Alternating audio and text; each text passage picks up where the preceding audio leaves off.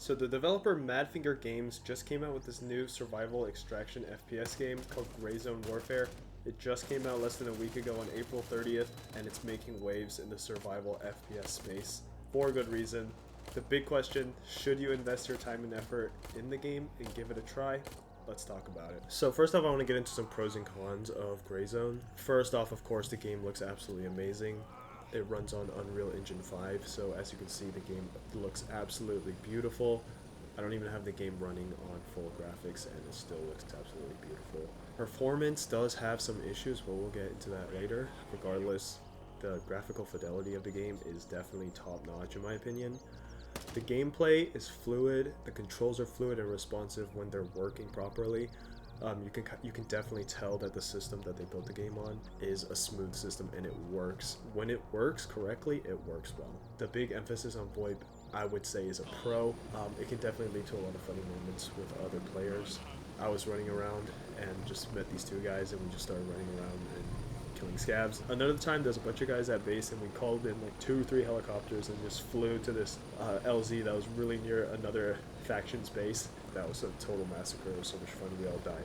But just those kind of things that those interactions that you can have in the game wouldn't really be possible without VoIP, and I do think that's definitely a pro in this game. You can say that in the extraction shooter niche, it's kind of expected to have VoIP, which I would agree with, but the way that they've implemented it is quite nice. I do like how smooth the controls are when they work properly. Another thing that's worth mentioning is the devs, Madfinger Games, have definitely come out with something that offers, in my opinion, top-tier competition to Tarkov. Of course, there are other games out there like Hunt, like Marauders, that are similar to Tarkov in the sense that they're extraction shooters, so they're within that niche. But it's kind of undeniable that Tarkov has had a monopoly on this niche for so long. It's kind of just been that king of the hill just for so long. And this game, I don't want to get too into the Tarkov drama right now, but like they were definitely looking for an opportunity to show off the game, to do a kind of like a soft launch. I think that this is great news for the consumer because we have more options to play, and it's also great for the dev space and the niche in general because the developers are now, in a way, they're forced to innovate, forced to be creative, and not become complacent like how Tarkov has kind of been. Again, I don't want to get too into that in this video, but I think that is a big plus for the genre in general. Now, getting into some cons. First of all, the gameplay loop does involve lots of running. A lot of the time you're just going to be running to your quest location, running back, taking a helicopter back, running a simulator, helicopter simulator, whatever you want to call it. I will say the helicopter stuff is, of course it looks beautiful, but it's a bit of a novel mechanic in my opinion. I do think it needs work, it needs adjustments. It takes you into the field, but as the helicopter's landing, there's lots of issues there. I just hope that they'll do some sort of polishing there, maybe, giving us some options to counterplay when we're landing from a helicopter, or maybe steering the helicopter away from that landing zone when we're about to land, when we know that it's hot. I'd really love to see that implemented into the game. If you're looking for a pick up and play PvP game, this is definitely not that type of game. This game is first and foremost a PvE regression based game. It does have splashes of PvP here and there, especially later on into the game. You will have more opportunities to PvP. If you're expecting like Call of Duty, CSGO, like just pick up and play kind of PvP game, this is definitely not that sort of game. It's definitely more similar to Tarkov in that sense. A big one that I want to segue into is the early access bugs. Now this has been just, I feel like I'm kicking a dead horse at this point, but because everybody has talked about this, but it is most definitely the biggest issue, expectedly right, of Gray Zone. When they first opened the game to non-streamers, the servers were still a big issue. There would be random disconnects while playing the game.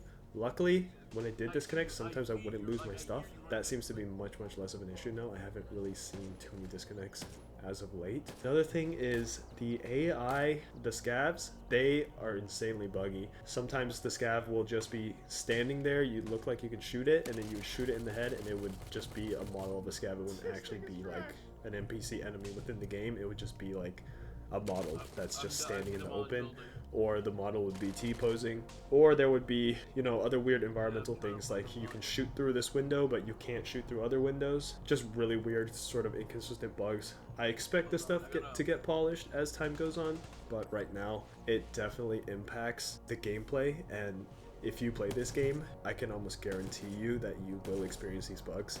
Sound bugs are really jarring at times. The sound will cut out. Sometimes you'd be in a gunfight, you'd be running around, whatever the case is, and the sound just randomly cuts out or it flickers. It's not consistent. There's a lot of polishing that needs to be done in these sort of primary mechanics, I guess. One big thing that I noticed a lot of people have, not just myself, is the game does freeze when you enter into a new chunk, or when you enter into, I guess, a quote-unquote load screen, or when your PC has to load another section of the map. That's when the game will freeze, especially if you have the game running on max graphics. Another thing I want to mention is the stash and inventory mechanics. I like how they borrowed a lot from Tarkov here, but at the same time, the mechanics don't really work. There aren't hotkeys to interact with your stash. Like, you can't control click, shift click. You can't move things quickly. There isn't an auto sort in your stash. You know, like, dragging stuff just feels, it's not nearly as smooth as Tarkov's. Of course, you know, of course the game just came out. Like, you can't really expect those sorts of things. But the fact that you can't stack ammo of the same type, you can't stack dollars, that stuff is just weird to me. I would love to see more polishing done there.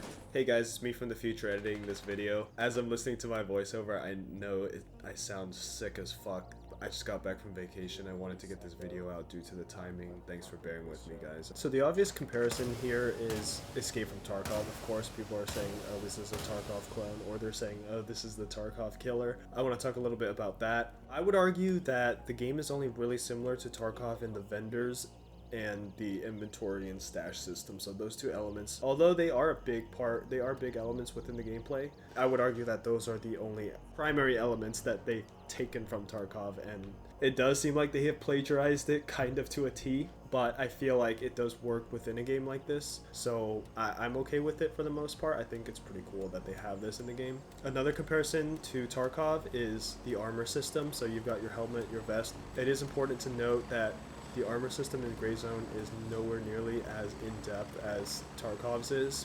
So if you're wearing a level 3 helmet, your chin is level 3.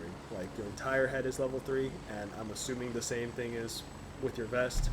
So as a result, PMCs in this game do feel a lot tankier. They do feel harder to kill and harder to bring down. So let's talk about the questing. At first, the first like 3 quests, they'll give you a coordinate-based system, which I really liked, and then after that, you kind of have to use your reading comprehension skills to figure out where you need to go on the map, kind of look at the quest dialogue and figure out where exactly you need to be. And I feel like there's a bit of an identity crisis here. I like the coordinate-based system, and I was kind of wondering why they didn't just continue to use that for the rest of the quests. I mean, I play a shit ton of Tarkov. I don't mind tabbing out and looking at the quests, but when I was first using the coordinate system, I just felt spoiled by it. I thought it was awesome, and I just really wish that they kept on using that.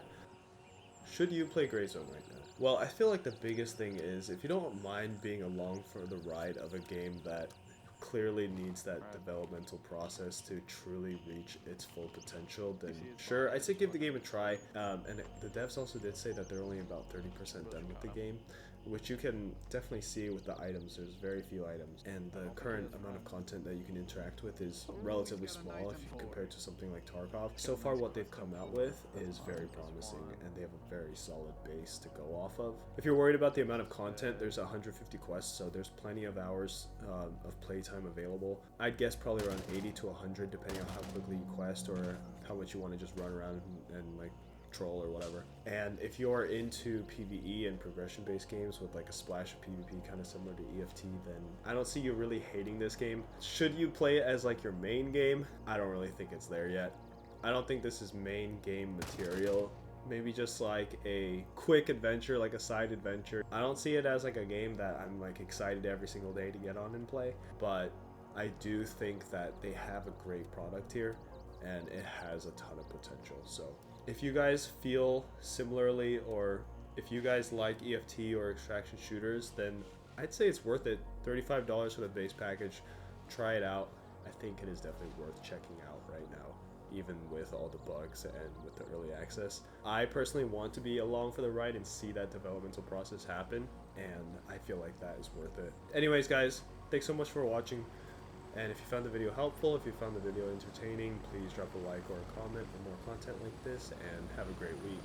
I'll talk to you later. Thanks so much.